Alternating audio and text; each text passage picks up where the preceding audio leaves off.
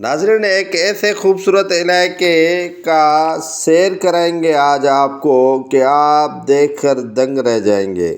یہ نہ کبھی آپ نے سنا ہے نہ کبھی دیکھا ہوگا۔ جی ہاں ناظرین، سندھ کے ضلع کمبر شہداد کوٹ کے قریب بلوچستان کے کھیر تھر پہاڑی سلسلوں میں ونگو کا مقام ہے، جہاں پانی کے بہتے ہوئے چشمے سیاحوں کی توجہ کا مرکز بنے ہوئے ہیں، جنہیں دیکھنے کے لیے سندھ سمیت ملک بھر سے سیاح ان خوبصورت علاقوں کا رخ کر رہے ہیں۔ ضلع کمبر شہداد کوٹ جو سندھ میں واقع ہے، ان کی مغرب کی جانب سے بلوچستان کا کھیر تھر پہاڑ شروع ہوتا ہے۔ سلسلہ پہاڑوں کا سیاحوں کو اپنے شہر میں جکڑ لیتا ہے۔ دلکش اور خوبصورت وادیوں کے ساتھ پانی کے بہتے چشمے دیکھنے کے لیے پہاڑوں میں ونگو کا مقام M8 motor way 9 you turn کے یکساں طور پر خطرناک موڑ اور دل فریب لگتے ہیں، جبکہ دیگر علاقوں میں بھی اپنی دلکشی کے باعث الگ اہمیت کا مقام رکھتے ہیں۔ ونگو پہاڑ کی اونچائی تقریباً 30 کلومیٹر کے قریب ہے۔ ضلع کمبر شہداد کوٹ سے جانے والے لوگ کو ونگو کی اونچائی سے جانا پڑتا ہے، اور ونگو کی بلند ترین اونچائی پر نیچے نظر کرنے سے بڑی بڑی چیزیں بھی چھوٹی نظر آتی ہیں اور لگتی ہیں، دھند کی طرح نظر پڑتی ہے، اور جانے والے سیاح چکن کڑھائی کا مزہ بھی پارٹی پہاڑوں میں ونگو کے مقام پر ہو رہے ہیں۔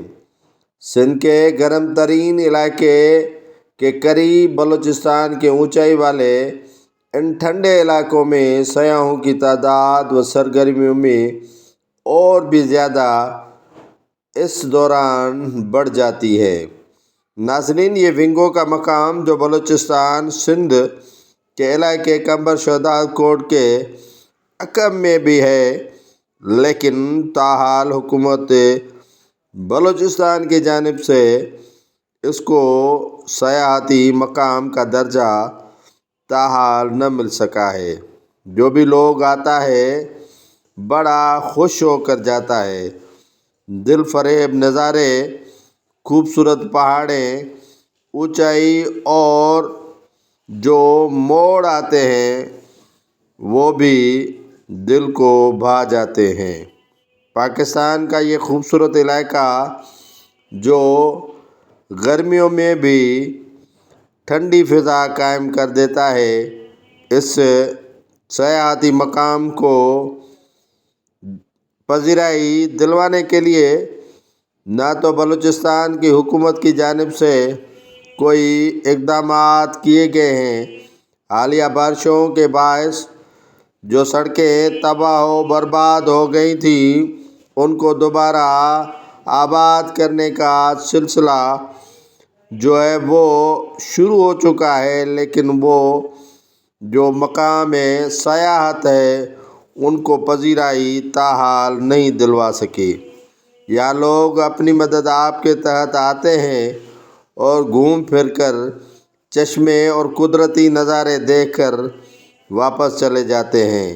یہاں خود لوگ سیاحتی مقام پر آتے ہیں اور کھانا اپنی طرف سے تیار کر کے مل بیٹھ کر کھا کر پھر سے واپسی کا سلسلہ شروع کر دیتے ہیں۔